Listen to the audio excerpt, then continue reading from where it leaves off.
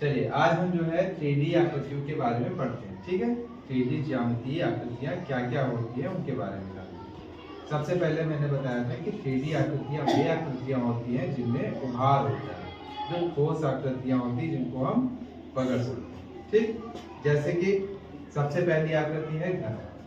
घन में हमने बताया था जैसे लूडो की गिट्टी होती है, बनी हुई है। यहाँ पर हम सबके हाथ में भी है ना, आंसू तुम्हारे हाथ में भी और यहाँ भी है। तो लूडो की गिट्टी में हम देखते हैं कि जो सतह इसकी होती है वो सभी आपस में क्या होती है, बराबर। क्या होती है? तो अगर कोई भी वस्तु है जिसमें सभी सतह आपस में बराबर है और उनकी सतह सपाट है तो वो आकृति क्या कहलाती है? घन कहलाती है। क्या कहलाती है? घन कहलाती है। दूसरी आकृति है हमारे पास ये, जैसे कि हमारे पास किताब है, आपके हाथों में रबड़ है और घरों में बक्से वगैरह है ना। इसमें भी हम देखते हैं, देखो ये भी लगभग चौकोर है। अगर हम ऊपर से देखें तो भी चौकोर है, साइड से देखें तो भी चौकोर है। लेकिन इसमें देखिए, इसमें और लूडो की गिट्टी में क्या अंतर है? लूडो की गिट्टी पूरी तरह से बराबर थी, उसकी लंबाई और चौड़ाई बराबर है। लेकिन किताब में क्या है?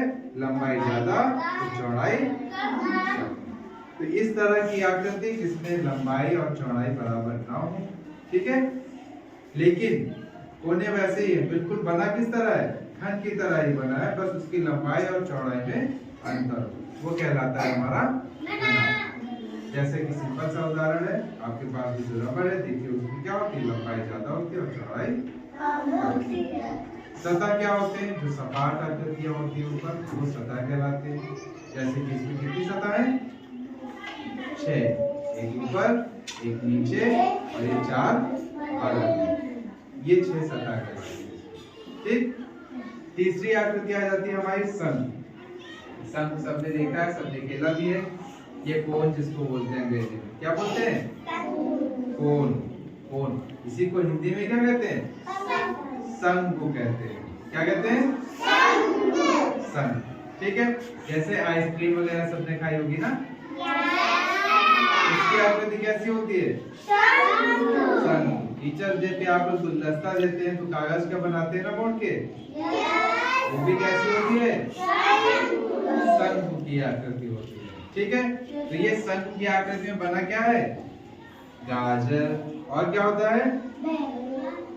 मूली। गाजर और मूली। और अभी एक वाद्य यंत्र आप लोगों ने देखा था, कौन सा वाद्य यंत्र देखा था जो शंख की आकृति का था? शहनाई। देखा था ना सबने? तो शहनाई भी शंख की आकृति की थी, ठीक है। बहुत सारी ऐसी वस्तुएं पाई जाती है जो शंख की आकृति की होती है। चौथी आ जाती है हमारी बेलन। जैसे ये जैसे घरों में ड्रम वगैरह होते हैं, रसोई में सिलेंडर होता है कि नहीं? बेलन को अंग्रेजी में सिलेंडर भी कहते हैं। और जो बेलन बनाने वाला, रोटी बनाने वाला होता है, वो भी बेलन क्या होता है? इसी आकृति का होता है, ठीक है। जैसे ये हमको दिख रहा है, ये भी किस आकृति का है? बेलन की आकृति का। किस आकृति का है? बेलन की आकृति का है, ठीक है। अगली आकृति हमारी आ जाती है गोलाकार। इससे बहुत अच्छे से जानते हो, ये दो यार सबने खेला हुआ है, खेला कि नहीं? इसमें क्या होती है? इसमें कोई सपाट आकृति नहीं होती है, बल्कि एक घुमावदार इसकी सतह होती है। इसकी सतह कैसी होती है?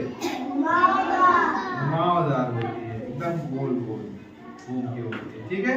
इसमें कोई भी सतह सपाट नहीं होती। इसके बाद फिर से हमारा घन आभास आता है और फिर से हमारा शंख आ जाता है।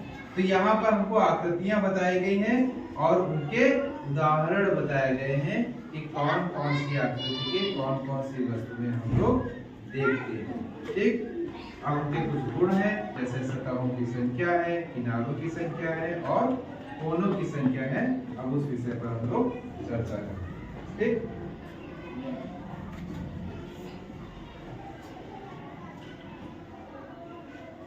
जैसे हमने बताया था लूडो की गिट्टी देखिए, इसमें सतह कितने होते हैं? 6 होते हैं। आप लोग देख सकते हैं जिसके जिसके पास लूडो की गिट्टियां हैं, तो सतहों की संख्या कितनी है? 6, ठीक। किनारों की संख्या देखिए, कितने किनारे इसमें कितने हैं?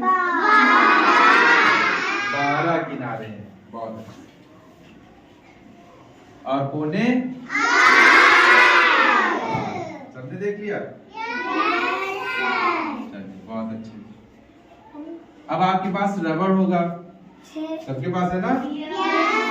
रबड़ में सतहों की 6 और किनारों की संख्या, किनारे गिने हैं ना आप लोगों ने? ये किनारे होते हैं, देखिए जैसे ऊपर 1 2 3 4 और ऐसे ही 4 नीचे भी है, 5 6 7 8 और ये साइड साइड वाले 9 10 11 और 12। ठीक, तो ये क्या होते हैं? किनारे होते हैं। क्या होते हैं? किनारे। कोनों की संख्या कितनी होती है? तो दोनों लगभग एक जैसे होते हैं, बस लंबाई और चौड़ाई का अंतर होता है। ठीक, अब शंकु में देखिए, शंकु में सतह कितनी होती? एक तो ये घुमावदार सतह हो गई। कैसी सतह है? घुमावदार सतह हो गई। और एक नीचे की सतह हो गई। तो इसमें सतह की संख्या कितनी हुई? 2 हुई। ठीक, किनारों की संख्या कितनी है पूछा गया है। तो किनारा इसमें कितना होता है? एक ही होता है, बस गोल वाला नीचे, और तो कोई किनारा होता नहीं है। तो इसमें किनारों की संख्या कितनी हो गई? 1 हो गई। और कोनों की संख्या, तो इसमें सिर्फ एक ही कोना होता है, इधर वाला, और कोई कोना इसमें नहीं होता। तो कोनों की संख्या कितनी हो गई? 1। ठीक, समझ में आया सबको? अब आते हैं बेलन में। बेलन में देखते हैं भाई, बेलन में सतह की संख्या, तो एक तो देखो इसमें सबको दिख रहा है घुमावदार सतह है ना? एक ऊपर है आपका, एक नीचे है, तो कुल कितनी सतह हो गई? 3 हो गए। किनारे देखेंगे अब इसमें, तो किनारे इसमें सिर्फ एक, देखिए ये किनारा है और एक, तो किनारे कितने हुए? 2। कोने कितने हुए इसमें? क्या इसमें कोई कोना दिख रहा है आपको? इसका मतलब इसमें कोई भी कोना नहीं है। गोल वाली वस्तुओं में कभी कोई कोना नहीं होता। तो इसमें कोई भी कोना नहीं, तो इन कोनों की संख्या कितनी हो जाएगी? 0 हो जाएगी। अब आते हैं गोले में। ठीक, ये क्या है? ये तो गेंद है भाई। ये क्या है? इसकी आकृति गोले की जैसी है। कैसी है?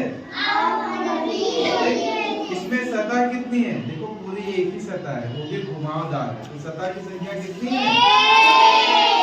1 है। क्या इस, तो यहाँ गोले तक जैसे सब लोगों को समझ में आ गया ना? इसके आगे घनाभ की आकृति और शंकु की आकृति, ये आप घर से करके लाएंगे। ठीक, कर लेंगे सब लोग? ठीक है, तो आज की क्लास यहीं पर समाप्त होती है। अगले दिन हम फिर से मिलेंगे।